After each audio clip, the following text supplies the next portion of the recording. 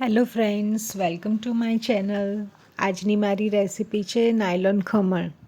Nylon khaman ગુજરાતની બહુ જ ફેમસ રેસિપી છે અને બહુ જ ઇઝીલી તમે ઘરે બનાવી શકો છો. તો ચાલો આજે આપણે બનાવીએ નાયલોન ખમણ. નાયલોન ખમણ બનાવવા માટે મેં 1 વાડકી બેસન લીધું છે અને એમાં મીઠું નાખી દીધું 1 ચમચી. ક્યાં તમે તમારા સ્વાદ પ્રમાણે નાખી શકો. 1 પિંચ હિંગ નાખી છે.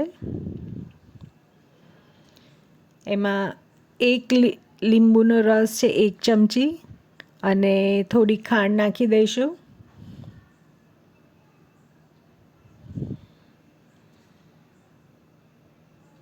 હવે આ બધા ઇન્ગ્રેડિયન્ટ્સને એકવાર સારી રીતે હલાવીને મિક્સ કરી લઈએ. એમાં 1/4 ચમચી જેટલી હળદર નાખીશું.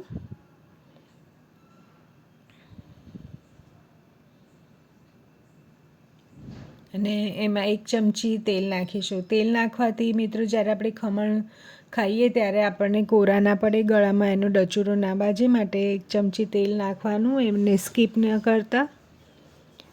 હવે થોડું થોડું પાણી નાખીને આપણે બેટર બનાવી દઈશું. બેટર બનાવતી વખતે આવું ખૂબ જ હલાવતા બનાવવાનું ને ધીરે ધીરે પાણી રેડવાનું, તો સ્મૂથ બેટર આપણે બનશે.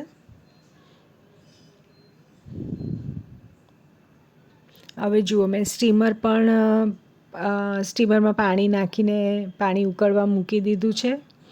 એટલે જ્યારે આપણું બેટર બનીને રેડી થશે ત્યાં સુધીમાં સ્ટીમ પણ આવી ગઈ હશે.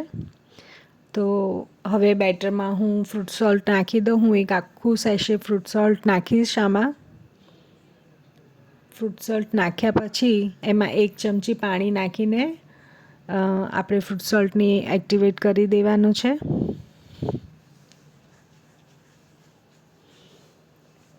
અને હવે એને એકદમ સારી રીતે હલાવીને મિક્સ કરી લેવાનું છે. તમે જોઈ શકો છો આપણું બેટર કેટલું ફ્લફી થઈ ગયું છે. એકદમ સરસ રીતે જાળીદાર ખમણ બનશે આપણા. હવે ખમણ બનાવવા માટે જે મેં પેન લીધું છે એ થોડું ડીપ પેન છે, ઊંચું છે સહેજ, એની હાઈટ એની વધારે છે. તો એ પેનને આપણે તેલથી સરસ રીતે ગ્રીસ કરી લઈએ. બરાબર ચારે બાજુ તેલ લાગે એવી રીતે આપણે એને કરીશું.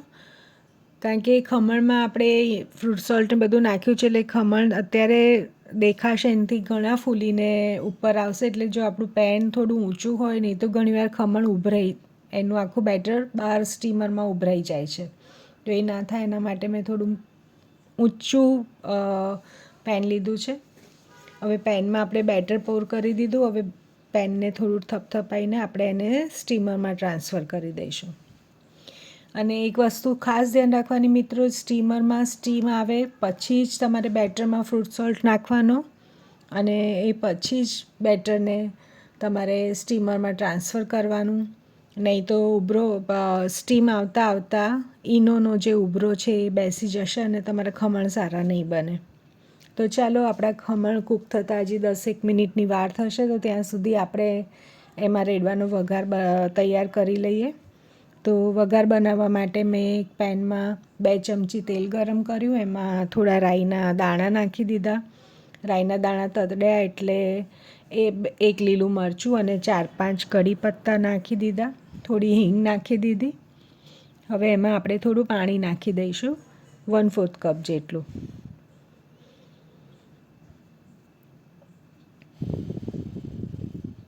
હવે આમાં આપણે થોડુંક મીઠું નાખ્યું અને 2 ચમચી ભરીને મેં ખાંડ નાખી છે.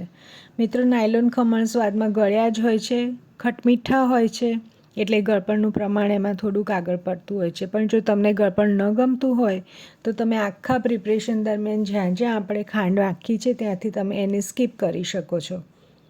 ખાંડ વગરના પણ તમારા ખમણ આવા જ એકદમ સ્પોન્જી બનશે.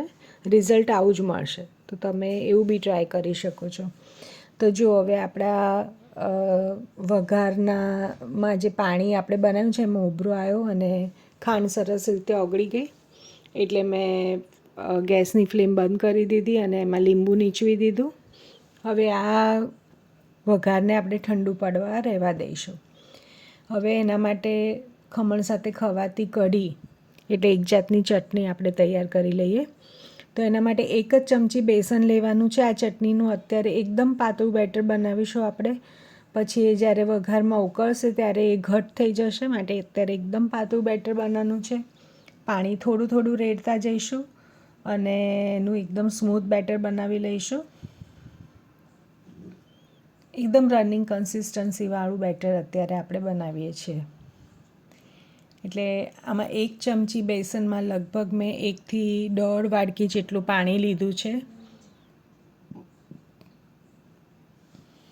જો તમે જોઈ શકો છો કેટલું પતલું બેટર છે. હવે એમાં આપણે 1 પિંચ જેટલી હળદર નાખી દઈશું, થોડુંક મીઠું નાખીશું, થોડી ખાંડ નાખીશું,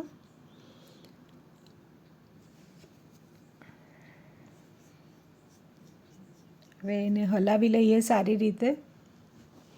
હવે એમાં ફ્રેશ કોથમીર નાખી દઈશું અને ફરી અડધી ચમચી લીંબુનો રસ નીચવી દઈશું. હવે ચટણી માટે આપણે વઘાર તૈયાર કરીએ. તો એક પેનને મેં ગેસ પર મૂકી દીધો છે. એમાં 1 ચમચી તેલ નાખ્યું, થોડાક રાઈના દાણા નાખ્યા. રાઈના દાણા તતડે એટલે એમાં મેં હિંગ નાખી,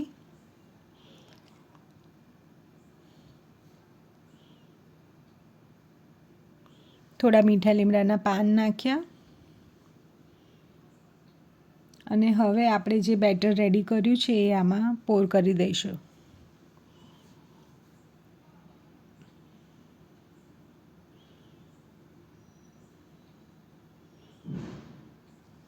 તો જુઓ, હવે બેટરને વચ્ચે વચ્ચે હલાવતા જઈશું અને જેમ આ ઉકળશે ચટણી એમ એ ઘટ થશે.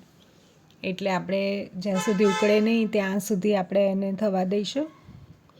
જો ચટણી ઉકળવા માંડી છે, એની કન્સિસ્ટન્સી પણ થોડીક ઘટ થઈ છે પહેલાં કરતાં.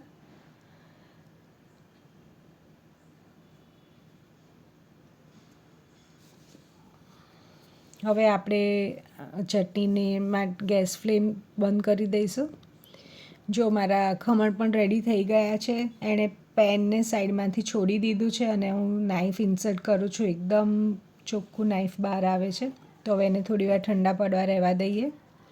ખમણ ઠંડા થઈ ગયા છે અને મેં એને ડીમોલ્ડ પણ કરી દીધા છે.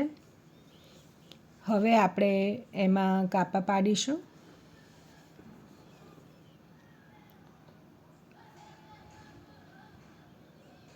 જો હું તમને બતાવી દઉં ખમણ આપણા કેટલા સોફ્ટ થયા છે. એકદમ જુઓ તમે, જાળીદાર ખમણ, ફ્લફી, એકદમ સોફ્ટ થયા છે.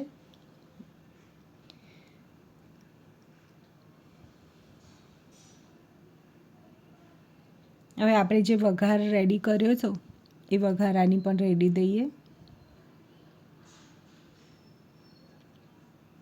આ પાણીવાળો વઘાર છે એટલે ખમણ એકદમ પાણી બધું એબ્સોર્બ કરીને પાણી પોચા થઈ જશે. હવે એની પર ફ્રેશ કોથમીરના પત્તા આપણે ગાર્નિશ કરી લઈએ અને ચાલો આપણે હવે એને સર્વ કરીએ. ફ્રેન્ડ્સ, તમને લોકોને જો મારી ચેનલને મારી રેસિપી ગમતી હોય તો પ્લીઝ લાઇક, શેર અને સબસ્ક્રાઈબ કરજો. અને જુઓ, ખમણ મેં ચટણી સાથે સર્વ કરી લીધા છે. ચલો એને હવે આપણે એન્જોય કરીએ આપણા ફેમિલી સાથે.